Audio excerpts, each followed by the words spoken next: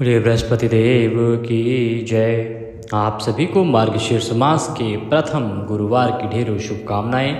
आज हम सुनेंगे बृहस्पतिवार व्रत कथा। साथ ही आप जानते हैं कि मार्गशीर्ष मास के जो गुरुवार होता है, बृहस्पतिवार होता है, बहुत ही विशेष होता है। इस दिन माँ लक्ष्मी की पूजा भी विशेष रूप से की जाती है। और इस बार 4 गुरुवार जो हैं मार्गशीर्ष मास के, वो चारों ही बहुत महत्वपूर्ण हैं। इन पर माँ लक्ष्मी की पूजा आप किस प्रकार से करें और क्या कथा सुने, उसका वीडियो हमने पहले से अपलोड किया है, तो वह कथा अवश्य सुने। और व्रत आपको आज अवश्य करना चाहिए। यदि आप बृहस्पतिवार का व्रत पहले से करते हैं तो आप साथ में माँ लक्ष्मी की पूजा भी कर लीजिए। विधि हमने आपको बताई है, सूक्ष्म सी विधि है, और माँ लक्ष्मी के निमित्त भी इसी व्रत को आप कीजिए। इससे अवश्य ही माँ लक्ष्मी प्रसन्न होंगी और आपके घर में धन धान्य के भंडार होंगे। आज की कथा आरंभ करते हैं, बृहस्पतिवार व्रत कथा। निवेदन है आपसे कि कृपया जय गुरुदेव या जय बृहस्पति देव कमेंट बॉक्स में अवश्य लिखें। इससे बृहस्पति देव आपकी सभी मनोकामनाएं पूरी करेंगे। आइए कथा आरंभ करते हैं। भारतवर्ष में एक प्रतापी और दानी राजा राज करता था। वह नित्य गरीबों और ब्राह्मणों की सहायता किया करता था। बहुत अधिक दानवीर था। यह बात उसकी रानी को अच्छी नहीं लगती थी। वह ना ही गरीबों को दान देती, ना ही भगवान का पूजन करती थी, और राजा को भी दान देने से मना किया करती थी। एक दिन राजा शिकार खेलने वन को गए हुए थे, तो रानी महल में अकेली थी। उसी समय बृहस्पति देव साधु वेश में राजा के महल में भिक्षा के लिए गए और भिक्षा मांगी। रानी ने भिक्षा देने से इनकार कर दिया और कहा, हे साधु महाराज, मैं तो दान पुण्य से तंग आ गई हूँ। मेरा पति सारा धन लुटाते रहता है। मेरी इच्छा है कि हमारा सारा धन नष्ट हो जाए, फिर ना रहेगा बांस, ना बजेगी बांसुरी। साधु ने कहा, देवी तुम तो बड़ी विचित्र हो। धन संतान तो सभी चाहते हैं, पुत्र और लक्ष्मी तो पापी के घर भी होना चाहिए। यदि तुम्हारे पास अधिक है तो भूखों को भोजन दो, प्यासों के लिए प्याऊ बनवाओ, मुसाफिरों के लिए धर्मशालाएं खुलवाओ। जो निर्धन अपनी कुमारी कन्याओं का विवाह नहीं कर पाते, उनका विवाह करो। ऐसे कई काम हैं जिनके करने से तुम्हारा यश बढ़ेगा और परलोक सुधरेगा। परंतु रानी पर उपदेश का कोई प्रभाव न पड़ा। वह बोली, महाराज आप मुझे कुछ न समझाएं। मैं ऐसा धन नहीं चाहती जो हर जगह बांटती फिरूं। मुझसे ये सब नहीं होता। साधु ने उत्तर दिया, यदि तुम्हारी ऐसी इच्छा है तो तथास्तु। तुम ऐसा करना कि बृहस्पतिवार को घर लीपकर पीली मिट्टी से सिर धोना। राजा को बोलना, नाई के जाके नाई से हजामत बनवाए और अपने कपड़े धोबी से धुलवाना। ऐसा करने से आपका सारा धन नष्ट हो जाएगा। इतना कहकर वह साधु महाराज वहाँ से आलोप हो गए। साधु के अनुसार कई बातों को पूरा करते हुए रानी को केवल 3 बृहस्पतिवार ही बीते थे कि उसकी समस्त धन संपत्ति नष्ट हो गई। भोजन के लिए राजा का परिवार तरसने लगा। तब एक दिन राजा ने रानी से बोला कि हे रानी, तुम यहीं रहो, मैं दूसरे देश को जाता हूँ, क्योंकि यहाँ पर सभी लोग मुझे जानते हैं, इसीलिए मैं कोई छोटा कार्य नहीं कर सकता। ऐसा कहकर राजा परदेश चला गया। वहाँ वह जंगल में लकड़ी काटता लाता और शहर में बेचता। इस तरह वह अपना जीवन व्यतीत करने लगा। इधर राजा के परदेश जाते ही रानी और दासी दुखी रहने लगी। एक बार जब रानी और दासी को 7 दिन तक बिना भोजन के रहना पड़ा, तो रानी ने अपनी दासी से कहा, हे दासी, पास ही नगर में मेरी बहन रहती है। वह बड़ी धनवान है, तो उसके पास जा और कुछ ले आ, ताकि थोड़ी बहुत गुजर बसर हो जाए। दासी रानी की बहन के पास गई। उस दिन गुरुवार का दिन था और रानी की बहन उस समय बृहस्पतिवार व्रत की कथा सुन रही थी। दासी ने रानी की बहन को अपनी रानी का संदेश दिया, लेकिन रानी की बड़ी बहन ने कोई उत्तर नहीं दिया। जब दासी को रानी की बहन से कोई उत्तर नहीं मिला तो वह बहुत दुखी हुई और उसे क्रोध भी आया। दासी ने वापस आकर सारी बात रानी को बता दी। सुनकर रानी ने अपने भाग्य को कोसा। उधर रानी की बहन ने सोचा कि मेरी बहन की दासी आई थी, परंतु मैं उससे कुछ बात नहीं कर पाई। उससे वह बहुत दुखी हुई। कथा सुनकर और पूजन समाप्त करके वह अपनी बहन के घर आई और कहने लगी कि हे बहन, मैं बृहस्पतिवार का व्रत कर रही थी और उसी की कथा सुन रही थी। तुम्हारी दासी मेरे घर आई थी, परंतु जब तक कथा होती है तब तक ना तो उठते हैं और ना ही बोलते हैं, इसीलिए मैं नहीं बोली। कहो दासी क्यों गई थी? रानी बोली, बहन तुमसे क्या छुपाऊं, हमारे घर में खाने तक को अनाज नहीं था। मैंने और दासी ने 7 दिन से कुछ भी नहीं खाया था। ऐसा कहते कहते रानी की आंखें भर आई। उसने दासी समेत पिछले 7 दिनों से भूखे रहने तक की बात अपनी बहन को विस्तारपूर्वक सुना दी। रानी की बहन बोली, देखो बहन, भगवान बृहस्पति देव सबकी मनोकामना को पूर्ण करते हैं। देखो शायद तुम्हारे घर में अनाज रखा हो। तो पहले तो रानी को विश्वास नहीं हुआ, पर बहन के आग्रह करने पर उसने अपनी दासी को अंदर भेजा तो उसे सचमुच अनाज से भरा एक घड़ा मिल गया। यह देखकर दासी को बड़ी हैरानी हुई। दासी रानी से कहने लगी, हे रानी, जब हमको भोजन नहीं मिलता तो हम व्रत ही तो करते हैं, इसलिए क्यों ना इनसे व्रत और कथा की विधि पूछ ली जाए ताकि हम भी व्रत कर सकें। तब रानी ने अपनी बहन से बृहस्पतिवार के व्रत के बारे में पूछा। उसकी बहन ने बताया, बृहस्पतिवार के व्रत में चने की दाल और मुनक्का से विष्णु भगवान का केले की जड़ में पूजन करें तथा दीपक जलाएं, व्रत कथा सुने और पीला भोजन ही करें। इससे बृहस्पति देव प्रसन्न होते हैं। व्रत और पूजन विधि बताकर रानी की बहन अपने घर को लौट गई। 7 दिन बाद जब गुरुवार आया तो रानी और दासी ने व्रत रखा। गुड़साल में जाकर चना और गुड़ ले आई, फिर उससे केले की जड़ में विष्णु भगवान का पूजन किया। अब पीला भोजन कहाँ से आए, यह विचार करने लगी। इस बात को लेकर दोनों बहुत दुखी थी। चूँकि उन्होंने व्रत रखा था इसलिए बृहस्पति देव उनसे प्रसन्न थे। इसीलिए भी साधारण व्यक्ति का रूप धारण कर 2 थालों में सुंदर पीला भोजन दासी को दे गए। भोजन पाकर दासी प्रसन्न हुई और फिर रानी के साथ मिलकर भोजन ग्रहण किया।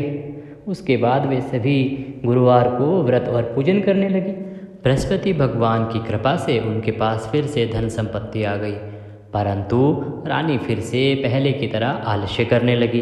तब दासी बोली, देखो रानी, तुम पहले भी इस प्रकार आलस्य करती थी, तुम्हें धन रखने में कष्ट होता था, इस कारण सभी धन नष्ट हो गया, और अब जब भगवान बृहस्पति की कृपा से पुनः धन मिला है तो तुम्हें फिर आलस्य होता है।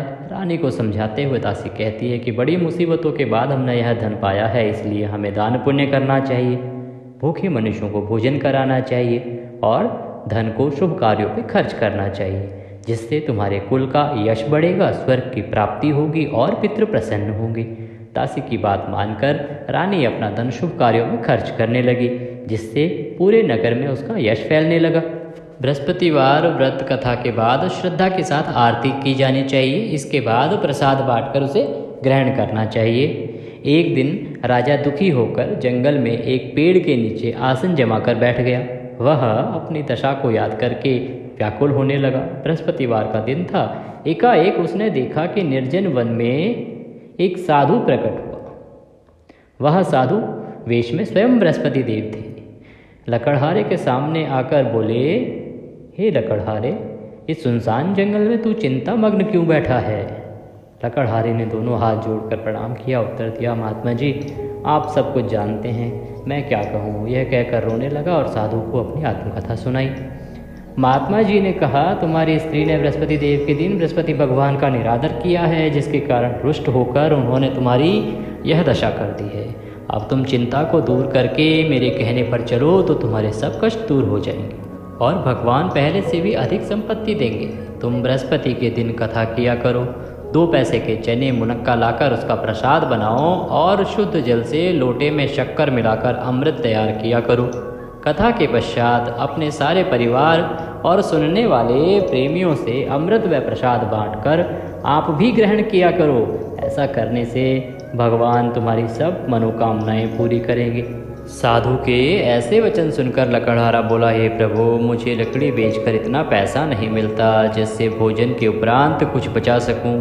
मैंने रात्रि में अपनी स्त्री को व्याकुल देखा है।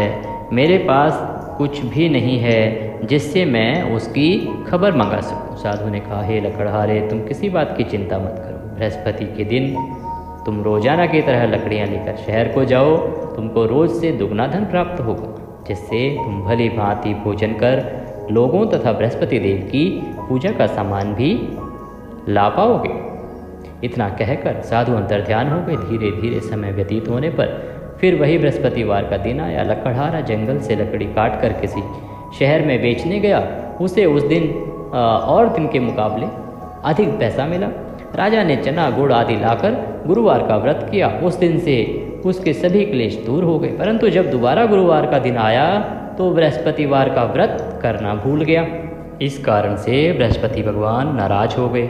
उस दिन उस नगर के राजा ने विशाल यज्ञ करवाया और उस आयोजन के तहत राजा ने शहर में यह घोषणा करा दी कि कोई भी मनुष्य अपने घर में भोजन न बनावे, न आग जलावे, समस्त जनता मेरे यहाँ आके भोजन करे। इस आज्ञा को जो न मानेगा उसे फांसी की सजा दी जाएगी। इस तरह की घोषणा संपूर्ण नगर में करवा दी गई। राजा की आज्ञा के अनुसार सभी लोग भोजन करने के लिए राजा के यहाँ पहुँचे, लेकिन लकड़हारा कुछ देर से पहुँचा, इसीलिए राजा उसको अपने साथ घर ले गया और ले जाकर भोजन करा रहे थे तो रानी की दृष्टि उस खूंटी पर पड़ी जिस पर उसका हार लटका हुआ था। वहाँ वह दिखाई नहीं दिया। रानी ने निश्चय किया कि मेरा हार इस मनुष्य ने ही चुरा लिया है। उसी समय सिपाहियों को बुलाकर उसको कारागार में डलवा दिया। जब लकड़हारा कारागार में पड़ गया और बहुत दुखी होकर विचार करने लगा कि न जाने कौन से पूर्व जन्म के कर्म से मुझे यह दुख प्राप्त हुआ है, और उसी साधु को याद करने लगा जो कि जंगल में मिला था। उसी समय तत्काल बृहस्पति देव साधु के रूप में प्रकट हुए और उसकी दशा को देखकर कहने लगे, अरे मूर्ख, तूने बृहस्पति देव की कथा नहीं करी, इस कारण तुझे दुख प्राप्त हुआ है। अब चिंता मत कर, बृहस्पतिवार के दिन कारागार के दरवाजे पर 4 पैसे पड़े मिलेंगे, उनसे तू बृहस्पति देव की पूजा करना, तेरे सभी कष्ट दूर हो जाएंगे। बृहस्पति के दिन उसे 4 पैसे मिले। लकड़हारे ने कथा कही। उसी रात्रि को बृहस्पति देव ने उस नगर के राजा को स्वप्न में कहा, हे राजा, तुमने जिस आदमी को कारागार में बंद कर दिया है वह निर्दोष है, वह राजा है, उसे छोड़ देना। रानी का हार उसी खूंटी पर लटका है, अगर तू ऐसा नहीं करेगा तो मैं तेरे राज्य को नष्ट कर दूंगा। इस तरह रात्रि के स्वप्न को देखकर राजा प्रातःकाल उठा और खूंटी पर हार देखकर लकड़हारे को बुलाकर क्षमा मांगी तथा लकड़हारे को योग्य सुंदर वस्त्र आभूषण देकर विदा कर दिया। बृहस्पति देव की आज्ञा अनुसार लकड़हारा अपने नगर को चला गया।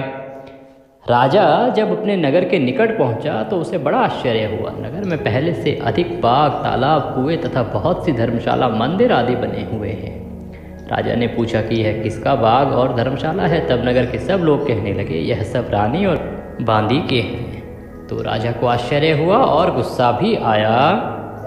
जब रानी ने यह खबर सुनी कि राजा आ रहे हैं तो उन्होंने बांदी से कहा कि हे दासी, देख, राजा हमको कितनी बुरी हालत में छोड़ गए थे।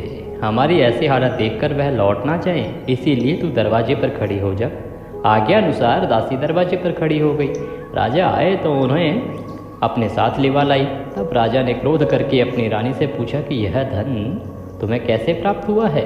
तब उन्होंने कहा, हमें यह सब धन बृहस्पति देव के इस व्रत प्रभाव से प्राप्त हुआ है। राजा ने निश्चय किया कि 7 रोज बाद तो सभी बृहस्पति देव का पूजन करते हैं, परंतु मैं प्रतिदिन और दिन में 3 बार कहानी तथा रोज व्रत किया करूँगा।